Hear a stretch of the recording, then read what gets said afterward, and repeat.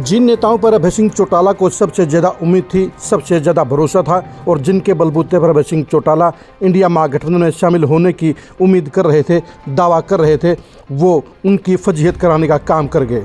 हम बात करें नीतीश कुमार की, हम बात करें अखिलेश यादव की, हम बात करें जयंत चौधरी की, हम बात करें हनुमान बेनीवाल की, हम बात कर रहे हैं सीताराम येचुरी की, हम बात कर रहे हैं तेजस्वी यादव और लालू यादव की। पहले हम बात करते हैं नीतीश कुमार की। बिहार के मुख्यमंत्री नीतीश कुमार के बलबूते पर ही अभय सिंह चौटाला इंडिया महागठबंधन में शामिल होने की उम्मीद कर रहे थे, लेकिन नीतीश कुमार ने उनके साथ दगाबाजी करने का काम किया, उनके साथ धोखेबाजी करने का काम किया और उन्हें गफलत में डालने का काम किया। न तो नीतीश कुमार ने इनेलो को इंडिया गठबंधन में शामिल करवाया और न ही वो इनेलो की कैथल रैली में शामिल हुए। इसकी बजाय नीतीश कुमार ने रैली में शामिल होने को लेकर क्या कहा, आप खुद ही सुनिए। सर देवीलाल जी के कैथल में जाना था सर, कैथल का जो कार्यक्रम है वहाँ पे बड़ा आयोजन किया जाएगा। अरे में आप नहीं गए सर? अरे रख दीजिए अरे माइक चला रहा है, ऑडियो खराब हो रहा है। हरियाणा जाना था, उसमें बोल रहा है कहाँ, कोई बात तो हुई नहीं। हम तो कितना जगह जाते हैं, सब जगह जाते रहते हैं, कोई बात तो थोड़ी। तो जहाँ जाना होता वहाँ जाते ही, ऐसा तो कोई बात नहीं, उसका कोई बात नहीं। और कोई बात हो तो बोलिए। नीतीश कुमार के इस बयान ने अभय सिंह चौटाला की पूरी तरह से फजीहत कराने का काम कर दिया है। इसका मतलब यह है कि नीतीश कुमार ने इनेलो की कैथल रैली को गंभीरता से नहीं लिया। उन्होंने सिरे से ही नकार दिया कि उन्हें रैली में बुलाया ही नहीं गया। यानी नीतीश कुमार ने अभय सिंह चौटाला को झूठा साबित कर दिया और नीतीश कुमार ने पलटी मारते हुए रैली को लेकर ऐसा बयान दिया जिसके चलते अभय सिंह चौटाला के लिए जवाब देना भी मुश्किल हो गया और उन्होंने प्रेस कॉन्फ्रेंस में इसके बारे में कुछ भी बोलने से परहेज किया। नीतीश कुमार के हाव भाव, नीतीश कुमार के बयान ने बता दिया कि वो इंडिया गठबंधन में इनेलो को शामिल करवाने के लिए ज़रा भी इंटरेस्टेड नहीं है और ऐसा करवाना उनके बस की बात भी नहीं है। अब बात रही दूसरे नेताओं की। अभय सिंह चौटाला ने रैली से पहले प्रेस कॉन्फ्रेंस में जिन बड़े बड़े नेताओं के नाम रैली में शामिल होने के लिए लिए थे, उनमें से 90% नेता आए ही नहीं। चाहे अखिलेश यादव थे, चाहे तेजस्वी यादव थे, चाहे लालू प्रसाद यादव थे, चाहे हनुमान बेनीवाल थे, चाहे जयंत चौधरी थे, चाहे सीताराम येचुरी थे। इन सभी नेताओं के नहीं आने के चलते इनेलो की रैली फीकी साबित हो गई और अभय सिंह चौटाला के लिए जवाब देना मुश्किल हो गया है। इन नेताओं की रैली में नहीं आने के चलते ही इनेलो के कैडर का भी हौसला टूटा है, क्योंकि जहाँ तो एक तरफ इनेलो के नेता और वर्कर इस रैली के जरिए इंडिया महागठबंधन में शामिल होने का ऐलान सुनना चाहते थे, वहीं इन तमाम नेताओं के दर्शन भी इस रैली में नहीं हुए। इन नेताओं के नहीं आने के चलते सोशल मीडिया पर अभय सिंह चौटाला को लेकर उनके मजाक उड़ाने वाले मीम्स बन गए हैं। इन मीम्स की आप जरा झलक खुद ही देखिए। लालू प्रसाद यादव जी आएंगे, उद्धव ठाकरे जी आएंगे, नीतीश कुमार जी आएंगे। देखा आपने लापरवाही का नतीजा है। शरद यादव साहब आएंगे। रुको जरा, सब्र करो। सीताराम येचुरी आएंगे, सतपाल मलिक आएंगे, जयंत चौधरी आएंगे,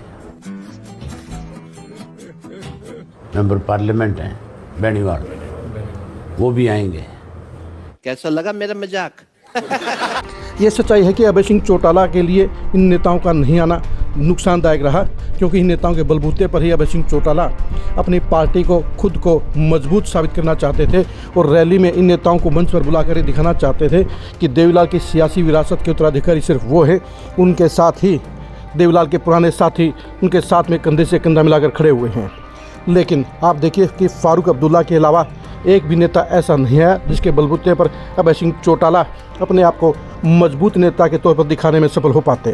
यानी अभय सिंह चौटाला ने जिन नेताओं पर भरोसा किया, उन्हीं नेताओं ने उनके साथ धोखेबाजी करने का काम किया, उनके निमंत्रण को ठुकराने का काम किया और उनकी फजीहत कराने का काम भी किया।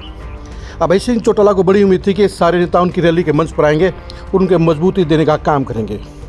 अभय सिंह चौटाला के लिए ये रैली आर पार की रैली थी और इसलिए उन्होंने इस रैली को कामयाब करने के लिए पूरा दमखम भी लगाया था। अभय सिंह चौटाला जहां इस रैली को ज़बरदस्त भीड़ के जरिए सुपरहिट करना चाहते थे, वहीं 1 दर्जन से ज़्यादा बड़े नेताओं को मंच पर बुलाकर ये दिखाना चाहते थे कि इनेलो पुराने दौर में आ चुकी है और उसे भारत के सभी बड़े पार्टियों ने समर्थन दे दिया है और इंडिया महागठबंधन के 28 में से 20-22 पार्टियाँ उनके साथ में खड़ी हैं। लेकिन आप ही देखिए कि रैली के मंच पर वीरेंद्र सिंह, सुखबीर बादल और फारूक अब्दुल्ला के अलावा एक भी बड़ा चेहरा नजर नहीं आया। ना शरद पवार आए, ना ममता बनर्जी आए, ना नीतीश कुमार आए, ना तेजस्वी यादव आए, ना अखिलेश यादव आए, ना जयंत चौधरी आए, ना हनुमान बेनीवाल आए, यानी तमाम बड़े चेहरे इस रैली से किनारा कर गए। इसके वजह से अभय सिंह चौटाला की सरेआम फजीहत हुई है। अभय सिंह चौटाला के दावे कमज़ोर हुए हैं और अभय सिंह चौटाला को शर्मिंदगी झेलनी पड़ी है, उन्हें फजीहत झेलनी पड़ी है। इन नेताओं के रैली में नहीं आने के चलते अभय सिंह चौटाला को ये पूरी तरह से एहसास हो चुका है कि इन नेताओं के बलबूते पर वो इंडिया महागठबंधन में शामिल नहीं होंगे, इसलिए उन्होंने इंडिया महागठबंधन में शामिल होने की उम्मीद छोड़ दी है और अब वो अपनी पार्टी को दोबारा से नए सिरे फील्ड में मजबूत करने के अभियान में जुटने वाले हैं। और इसके बारे में उन्होंने प्रेस कॉन्फ्रेंस में भी कह दिया है। पहली प्रेस कॉन्फ्रेंस में उन्होंने जहां भूपेंद्र हुड्डा को बीजेपी के साथ मिलीभगत करने वाला नेता बताया, वहीं उन्होंने सरकार के ऊपर भी तीखे हमले बोलने का काम किए। आप खुद ही अभय सिंह चौटाला की इस प्रेस कॉन्फ्रेंस को सुनिए। इस प्रेस कॉन्फ्रेंस में आपका एहसास हो जाएगा कि वो जहां बूझे बूझे नज़र आ रहे हैं, वहीं उन्होंने भूपेंद्र हुड्डा पर तल्ख हमला बोला है और उन्हें बीजेपी का एजेंट करार दे दिया है, बीजेपी से मिलीभगत करने वाला नेता करार दे दिया है। हुड्डा तो भाजपा के एजेंट के रूप में काम करता है और अब से नहीं, लगातार पिछले 9 वर्ष से कर रहे हैं। जब भी कोई मौका आता है,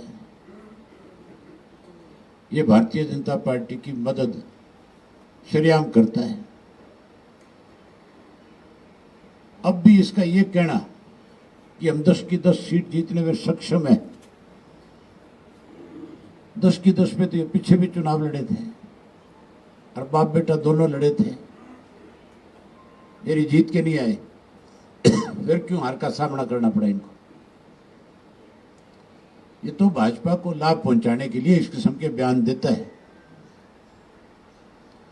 हमने जिन नेताओं को बुलाया, सिवाय एक कांग्रेस को छोड़ करके बाकी सब आए थे और हमारी जो सोच थी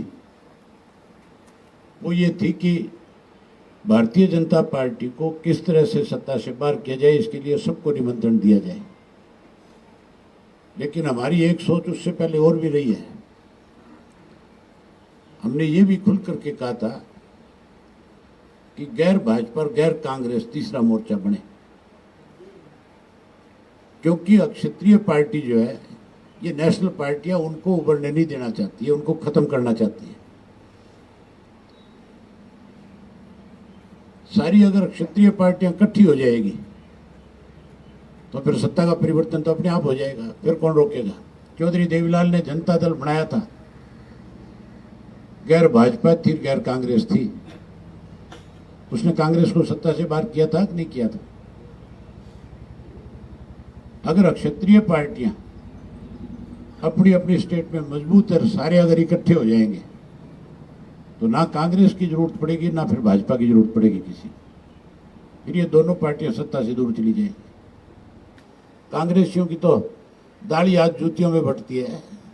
जिनका ये पवन जिक्र कर रहा था, बोले हम जमीन तलाश रहे, उनने पूछो तुम कौन सी गलियों में घूम रहे हो, क्या तुम तो रोजाना एक दूसरे को गाली देते हो, एक दूसरे के कपड़े फाड़ते हो, तुम्हारे पे लोग कैसे विश्वास करेंगे, भरोसा करेंगे।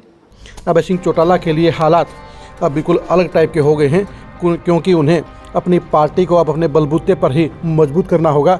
यानी उन्हें एहसास हो गया है कि इंडिया महागठबंधन में उन्हें शामिल नहीं किया जाएगा और कांग्रेस इसके लिए एनओसी नहीं देगी।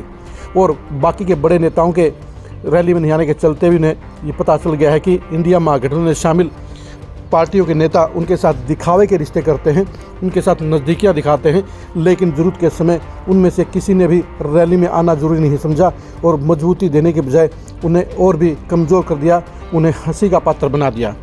अभय सिंह चौटाला कैथल रैली के बाद अब नए सिरे से जहां परिवर्तन यात्रा का आगाज़ करेंगे, वहीं वो पूरे हरियाणा में पार्टी के संगठन को मजबूत करने के लिए भी लगातार काम करेंगे। लेकिन ये सच्चाई है कि कैथल रैली में बड़े नेताओं के आने के चलते अभय सिंह चौटाला का रुतबा कम हुआ है, नेशनल पॉलिटिक्स में उनकी पकड़ कमज़ोर हुई है और उनके लिए इंडिया महागठबंधन में शामिल होने के दरवाजे लगभग बंद हो गए हैं। इंडिया महागठबंधन में शामिल नेताओं ने भी उनसे किनारा कर लिया है और ऐसे में अभय सिंह चौटाला एक ऐसी सड़क पर आ गए हैं जहां उनके साथ कोई भी बड़ी पार्टी या बड़ा नेता नहीं खड़ा है।